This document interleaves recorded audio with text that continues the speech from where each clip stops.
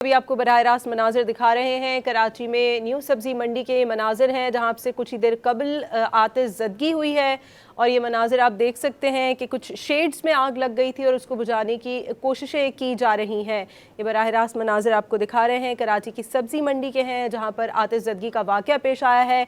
Shades में आग लग गई है और इस वक्त आग बुझाने की कोशिशें अपनी मदद आपके तहत की जा रही हैं। कराची की नई सब्जी मंडी में आग भड़क उठी है। मनाजिर आप इस वक्त देख सकते हैं, शेड्स में आग लगी है, धुआं उठता हुआ दिखाई दे रहा है और लोग अपनी मदद आपके तहत इस वक्त आग बुझाने में मसरूफ़ हैं।